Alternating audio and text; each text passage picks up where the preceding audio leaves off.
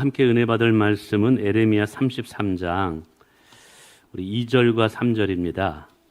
2절과 3절 화면 보시고 우리 함께 한번 읽어보도록 하겠습니다. 화면 띄워주세요. 시작. 이를 행하시는 여호와, 그것을 만들며 성취하는 여호와, 그의 이름을 여호와라는 이가 이와 같이 이르시도다.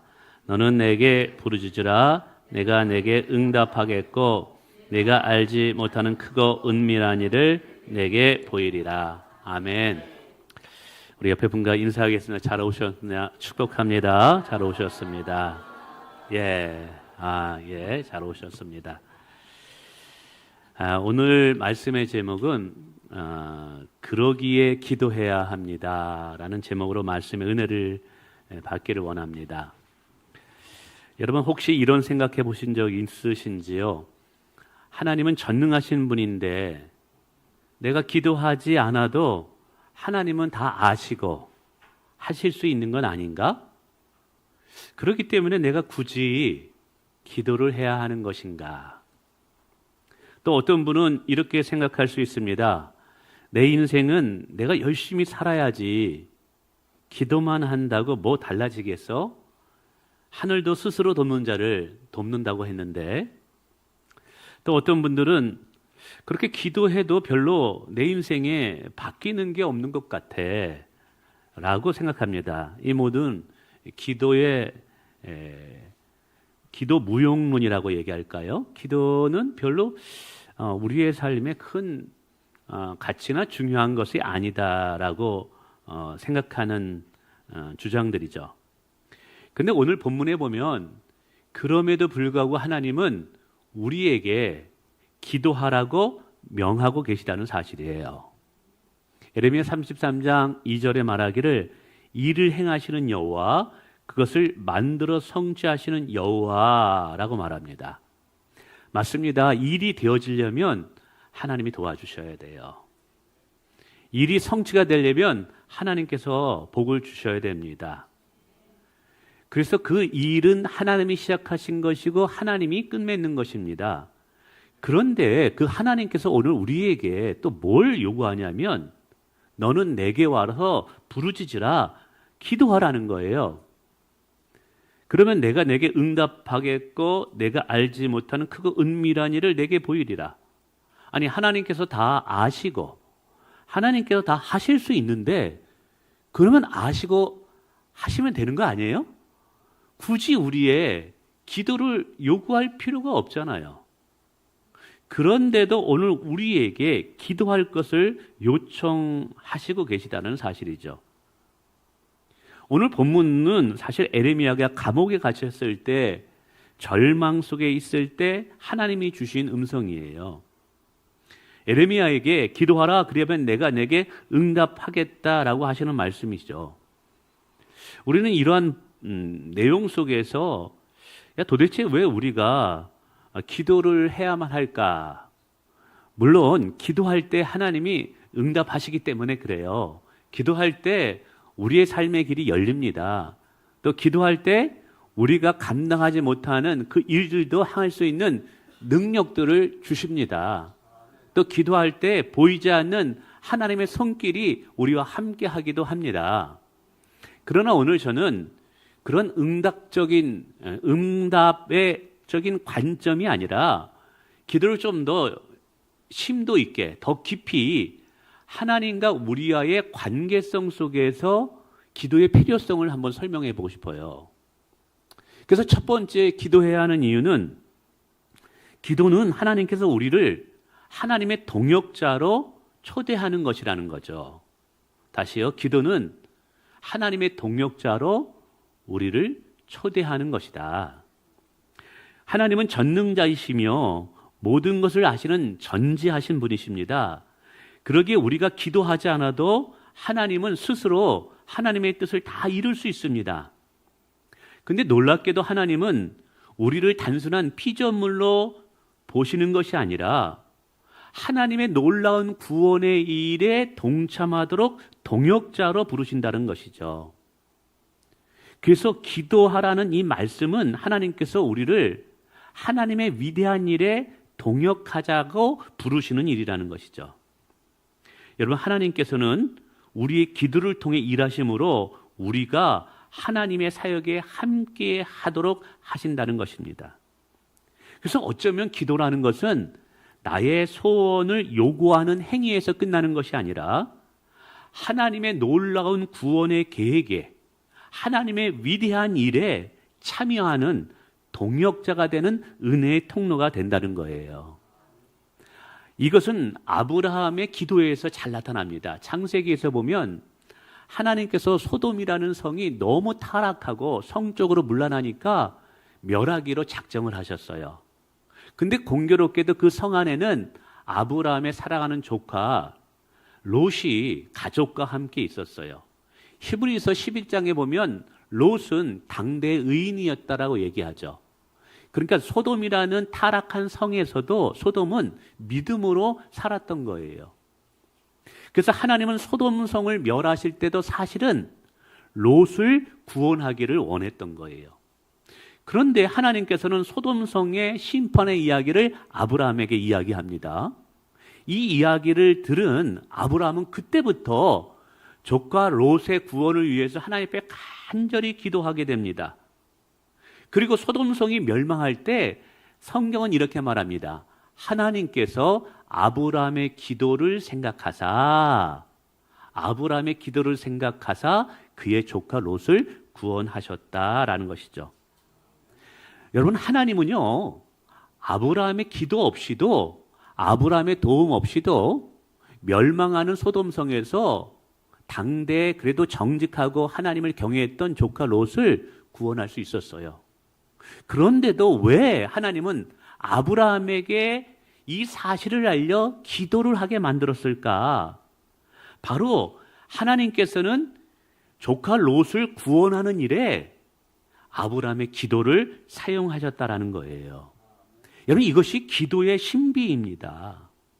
하나님은 우리에게 기도를 시킴으로 그 기도하는 일이 하나님께서 이루십니다. 그래서 그 이루어진 일을 하나님께서 내가 너와 함께 이 일을 완성했다라고 말씀하신다는 사실이에요. 이것은 오늘 우리에게 큰 동역의 축복을 주시기 위함인 줄 믿으시길 바랍니다. 지금 우리는 다음 세대를 위하여 교회당을 건축하고 있습니다. 저는 이 교회당을 건축하는 이 마음이 하나님께서 주셨다고 생각이 돼요. 그래서 하나님께서 시작하셨기 때문에 하나님께서 반드시 이룰 거예요. 왜냐하면 성경에서 일을 행하시는 여호와, 그것을 성취하시는 분이 하나님이기 때문에 그렇죠. 하나님께서는 사실은 저와 여러분이 기도하지 않아도 이 교회당을 완성할 수 있는 분이에요. 그럼에도 불구하고 오늘 우리에게 명하셔요. 교회를 건축하기 위해서 기도하라. 기도하는 자리로 나오라. 왜 그럴까요? 바로 이 교회당을 건축할 때 하나님 혼자 건축하는 것이 아니라 우리의 기도를 동역 삼아 우리와 함께 건축하고 싶다라는 거예요. 어떤 분은 그래요. 나 한 사람의 기도가 뭐 그리 대단하다고. 아닙니다. 여러분, 나중에 우리는 다 천국 가게 될 텐데 천국 가서 여러분 놀랄 것을 보게 될 거예요. 하나님께서 나의 작은 기도를 통해서 이 교회 건축을 완성하셨다라는 것을 분명히 보고 듣고 알게 될 줄 믿습니다. 마지막 날 하나님은요, 기도로 동역한 우리를 하나님의 잔치에 초대할 거예요. 그 영광스러운 잔치 식탁에 우리는 예수님과 함께 앉게 될 것입니다. 그때 천국에서 하나님은 우리에게 말씀하실 거예요. 내가 그때 기도하였기에 내가 그 일을 이루었다라고. 내가 그때 교회 건축을 위해 기도하였기 때문에 내가 그 교회 건축을 완성하였다고.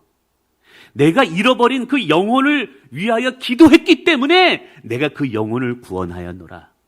내가 내 가정과 내 자녀들을 위해서 기도하였기 때문에 내가 내 가정을 축복하였노라. 내가 내 일터를 위하여 기도하였기 때문에 내가 내 사업장을 축복하였노라. 이 이야기를 들을 때 분명히 그 옆에 기도하지 않는 자들은 땅을 치며 후회할 거예요.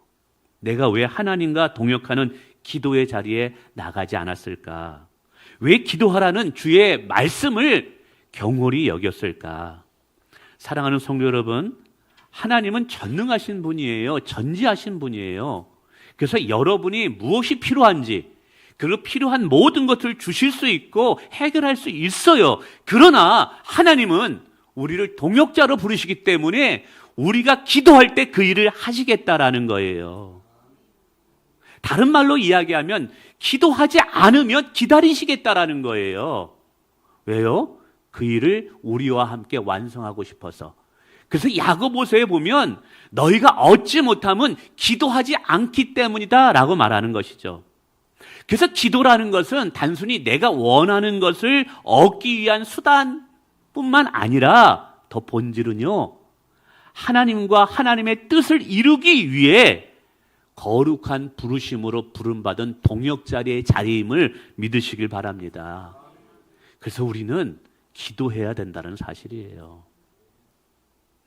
두 번째, 기도하는 자는요, 세상의 가치를 붙잡지 않고 하나님 나라의 가치를 붙잡을 수 있기 때문에 그래요.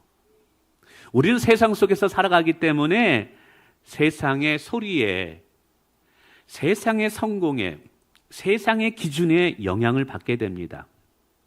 세상은 성공을 외치고 물질을 추구하며 눈에 보이는 결과를 굉장히 중요하게 여겨요. 그래서 사람들은 많은 돈을 벌려 하고 높은 자리에 오르려고 하고 스펙을 쌓고 성공을 인생의 목표로 삼습니다. 그러나 여러분, 기도하는 하나님의 자녀들은 이런 세상의 가치 기준과 다른 삶을 살아야 되는 줄 믿습니다. 진짜 성령님과 함께 기도하면 우리는 세상의 가치를 붙잡고 쫓아가는 자가 아니라 하나님 나라의 가치를 붙잡고 쫓아가는 자가 된다는 거예요. 당장의 눈앞에 있는 육적인 유익보다 저 영원한 나라의 가치를 붙잡고 사는 인생이 될 수 있어요. 누가 이런 삶을 살 수 있냐 하면 기도하는 사람이 이런 삶을 살 수 있다라는 거예요. 그래서 진짜 깊이 기도하고 오래 기도하게 되다 보면 자연스럽게 나의 뜻과 나의 소망보다는 하나님의 나라와 하나님의 뜻을 더 많이 기도하는 나 자신을 발견하게 된다는 것이지요. 이처럼 기도하는 자는요, 세상이 중요하게 여기는 것보다 하나님이 중요하게 여기는 것을 소중하게 붙잡게 됩니다.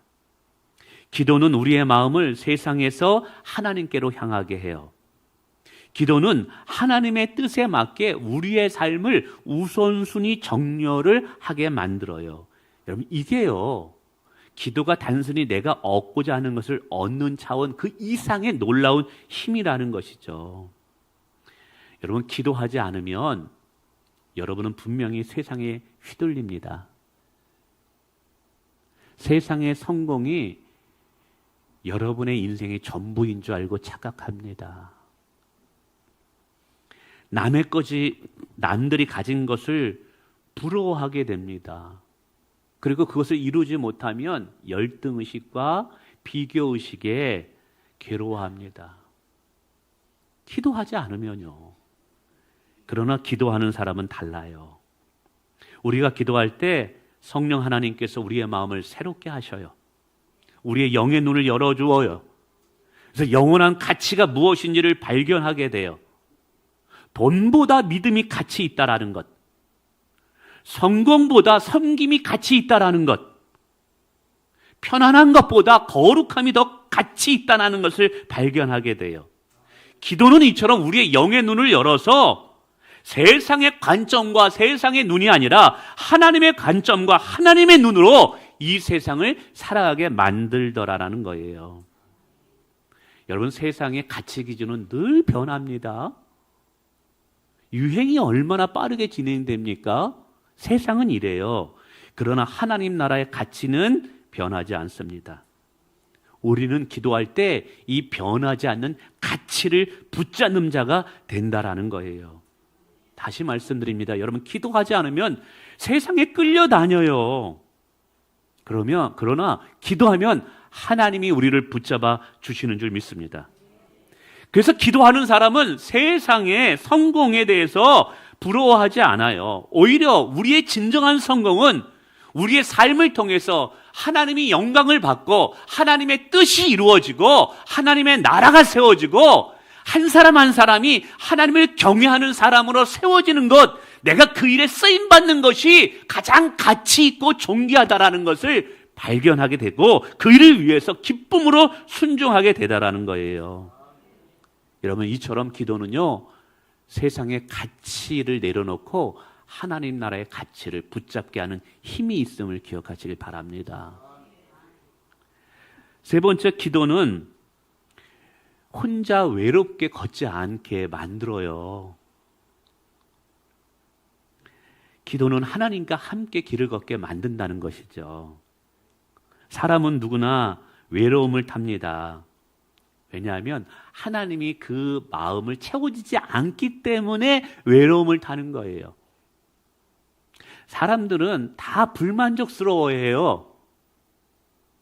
진정한 만족을 맛보지 못했기 때문에 그런 거예요. 그래서 많은 사람들 속에서도 마음은 공허할 수 있어요.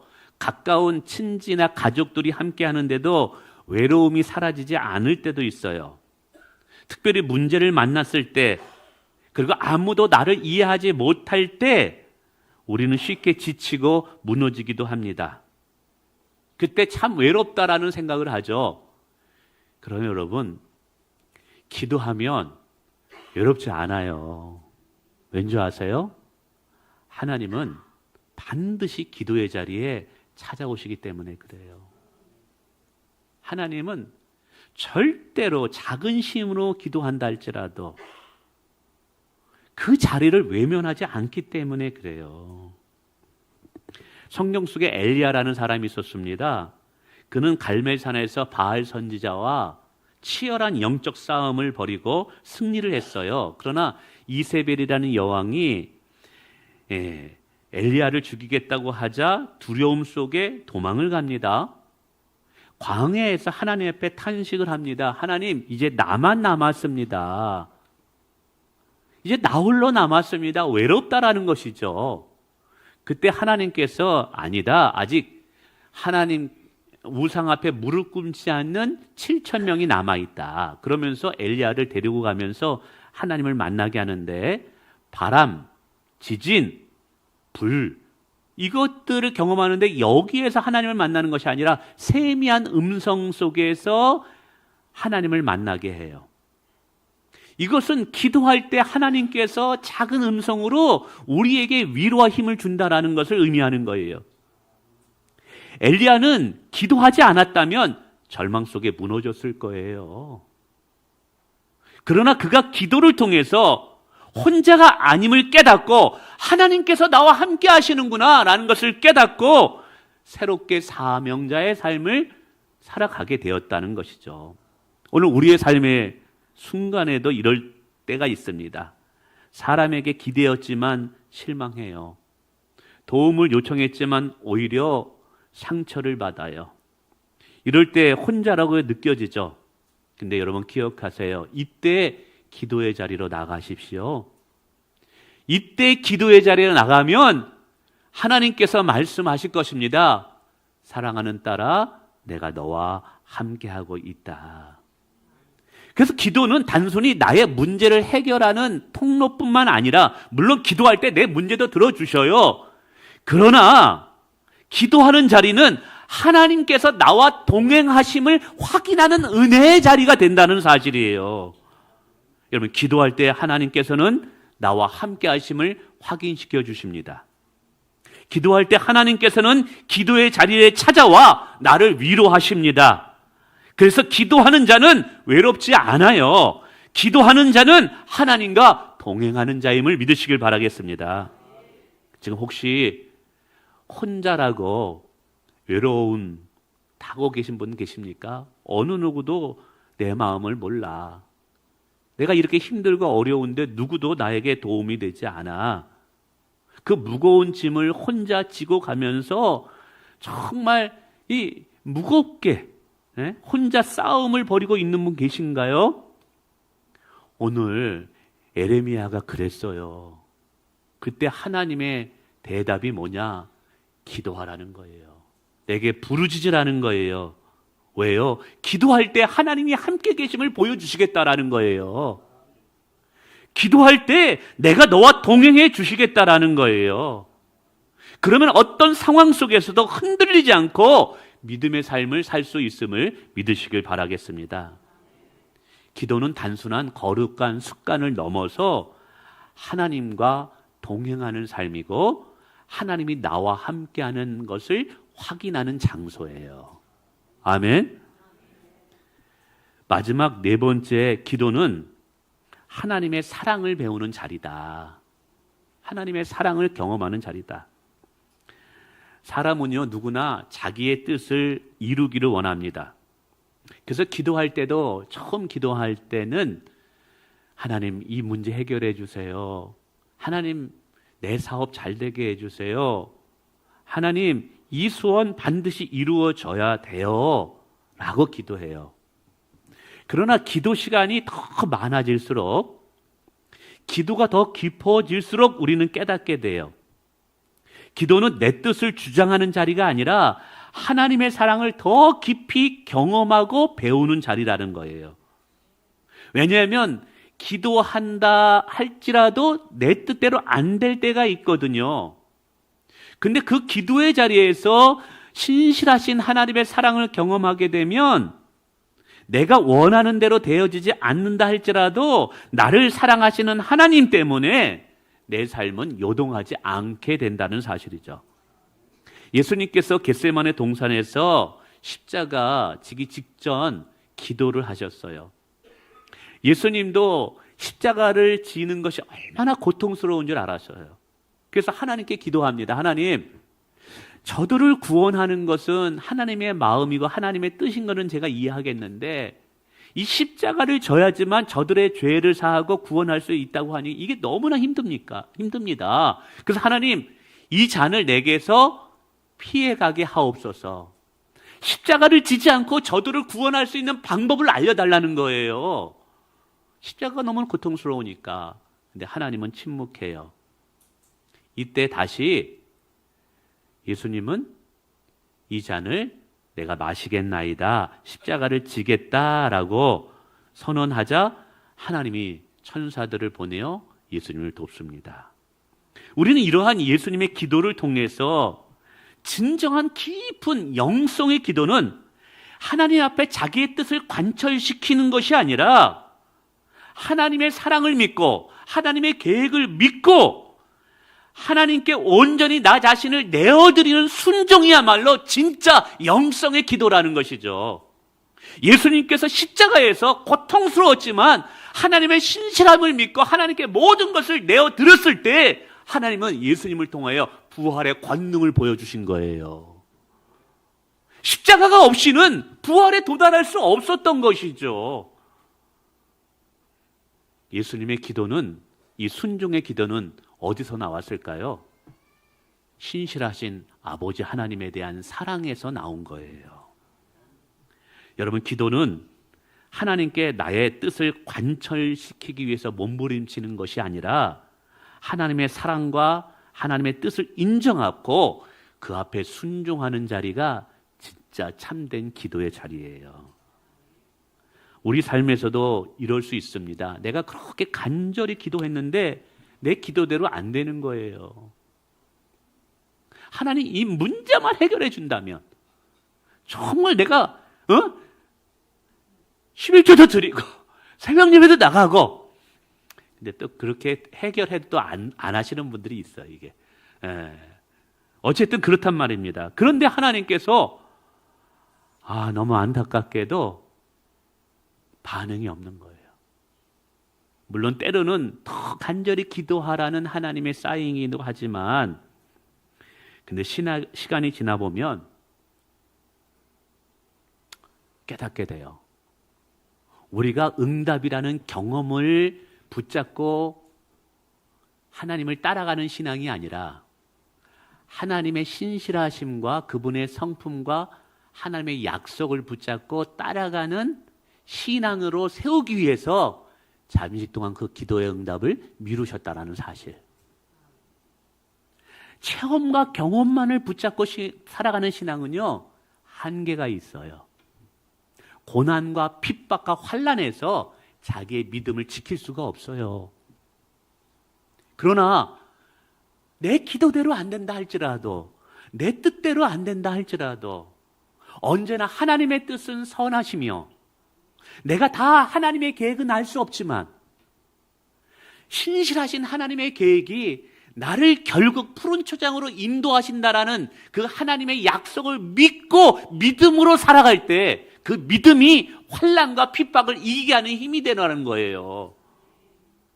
물론 믿음이 있을 때 경험합니다. 체험합니다. 그러나 우리의 신앙의 바탕은 체험이 아니라 하나님의 약속에 대한 믿음이 돼야 된다는 것이죠. 이것을 기도하는 중에 하나님의 신실한 사랑을 통해서 깨닫게 된다는 것이죠.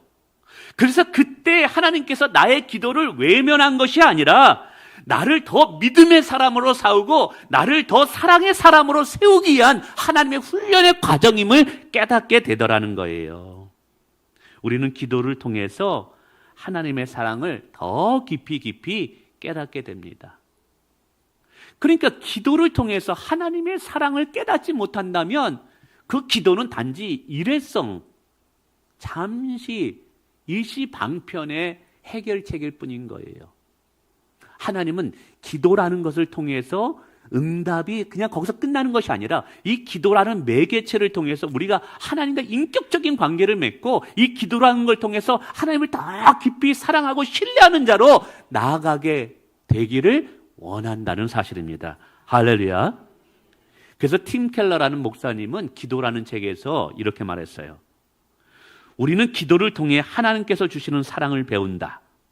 하나님은 우리의 요구를 다 들어주시는 분이 아니라 우리에게 가장 필요한 것을 주시는 아버지가 되신다라는 것이죠. 왜냐하면 우리가 하나님께 요구하는 것과 하나님이 우리에게 보실 때 하나님께서 우리에게 필요한 것은 서로 다를 수 있기 때문에 그런 거예요. 하나님은 내가 원하는 것을 주시기보다 내가 하나님의 영광을 위해 내게 꼭 필요한 것을 주신다라는 것이죠. 그러므로 기도는요, 설득을 향하는 시간이 아니라 하나님의 신실하심을 배우고 하나님의 사랑을 경험하는 자리라는 것입니다. 그렇습니다. 기도를 깊이 하다 보면 기도는 내 뜻을 주장하는 자리가 아니라 진짜 하나님을 향한 사랑의 고백의 자리가 된다라는 것이죠. 저도 제가 기도할 때 모든 기도가 응답된 건 아니에요. 그러나 그 문제를 가지고 계속 깊이 있게 기도하고 포기하지 않고 기도할 때 내가 원하는 것은 응답되지 않았지만 반드시 내게 주어진 것이 하나 있었어요. 그것은 하나님을 향한 사랑이에요. 그리 아니할지라도 하나님 사랑합니다. 그리하지 않을지라도 저 하나님 신뢰합니다. 이 기도가 응답됐느냐 안 됐느냐에 의해 이거에 의해서 하나님을 신뢰하느냐 안 하느냐가 아닌 거예요. 근데 이것을 언제 깨닫느냐? 포기하지 않고 끈질기게 기도할 때 그 기도의 자리에서 깨닫게 하시더라는 거예요. 그래서 우리는 기도를 멈추면 안 되는 거예요. 기도의 자리를 지켜야 되는 거예요. 사실 목회하면서 참 실력이 부족하다. 지혜가 참 없다. 내가 너무 연약하다라는 것을 깨달을 때가 한두 번이 아니에요. 그래서 하나님께 더 많이 기도하는 것 같아요. 근데 이러한 기도를 통해서 정말 감히 고백할 수 있는 것은 내가 나의 한계를 인정하여 기도하지만 진짜 그때 기도하게 되면 하나님은 나의 한계를 하나님의 능력으로 바꾸시더라고요. 할렐루야. 우리가 기도할 때 하나님은 우리의 부족을 채우시고 우리의 작은 목소리를 통해서 하나님의 위대한 일을 행하시더라고요. 그래서 저는 가끔씩 제가 도저히 할 수 없는 일인데 되어지는 일을 볼 때 놀랄 때가 많아요. 다음 주에 우리 오주영 선교사님이 오셔서 캄보디아에서 어떤 일이 벌어지는 일을 우리에게 소개합니다. 한 450명의 학생들이 어떻게 얼마나 하나님을 사랑하면서 잘 자라나는지 굉장히 감동을 받을 거예요. 근데 우리 교회에서 목사님과 함께 거기에 보낸 헌금이 보니까 7억인가 얼마더라고요. 굉장히 많아요. 그래서 그 마을 전체, 그 지역 전체에 엄청난 영적인 영향력을 발휘하는 거예요. 이게 사람의 힘으로 가능할까? 아닌 거예요. 하나님이 하신 거예요. 다음 주에 간증을 들을 거예요. 오주영 목사님이 위대하고 탁월해서 아니에요. 하나님이 위대하신 거예요. 내가 연약하기 때문에 하나님 앞에 기도할 수밖에 없어요. 여러분, 똑똑한 사람 기도 안 합니다. 내가 모든 것이 준비되어 있다. 나 돈 걱정 없다. 그러면 기도 안 합니다. 기도라는 것은 하나님 앞에 항복이에요. 하나님 앞에 항복한 자만이 사실 기도할 수 있어요. 내 밑바닥이 드러난 거예요. 이제 내가 할 수 있는 건 아무것도 없는 거예요. 그러니까 기도할 수밖에 없는 거예요. 근데 놀라운 것은 진짜 기도하잖아요. 내 연약함을 하나님의 강함으로 바꿔줘요. 나의 무지를 하나님의 위대함으로 바꿔주는. 그래서 우리로 하여금 하나님의 살아계심을 간증하는 간증자로 바꾸시더라는 거예요. 말씀을 맺습니다. 기도는 단순히 문제 해결을 위한 방편이 아니에요. 기도는 하나님과 동행하며 하나님의 뜻에 참여하는 은혜의 시간이에요. 하나님은 우리가 기도할 때 우리의 시선을 바꾸시고 우리의 마음을 새롭게 하시고 우리를 하나님의 증인으로 세우십니다. 저는 교회 건축할 때 지금까지 성도들에게 헌금을 하라고 설교한 적이 없어요. 들어보셨어요? 제가 건축하니까 헌금하라고? 들어봤어요? 한 번도 안 했어요. 왠지 아세요? 제 마음에 건축할 때 하나님이 주신 도전이 있어요. 이건 불가능한 일이거든요. 그런데 이 일을 순종하라는 거예요. 왜? 믿음이 없는 사람들에게 하나님이 살아계심을 이것을 통하여 간증하라. 하나님은 지금도 살아계셔서 사람이 할 수 없는 일을 하나님이 하실 수 있다. 전적으로 하나님을 신뢰하고 하나님께 순종하면 하나님은 오늘도 놀라운 일을 하신다라는 것을 보여주라는 거예요. 그래서 제가 일부러 헌금 얘기 안 합니다. 헌금을 많이 하면 많이 한 사람이 그게 목사님 하나님 때문이 아니라 나 때문에 건축된 겁니까? 라고 말할까 봐 제가 헌금 얘기 안 해요. 근데 감사한 거는 그럼에도 불구하고 자원함으로 어디선가 헌금할 분이 있을 거래요. 그리고 그러한 분들에게는 하나님께서 반드시 복을 주시겠대요. 한 번도 헌금하라고 얘기 안 하지 않았는데 건축 헌금이 6천만 원이 지금 넘게 들어왔어요. 한 번도 안 했는데. 참 하나님의 은혜예요. 생각지도 않았던 분이 우리 교회에 다니는 분도 아닌데 헌금하는 분들이 있어요. 전화해가지고. 이걸 보면서 하나님이 하시는구나.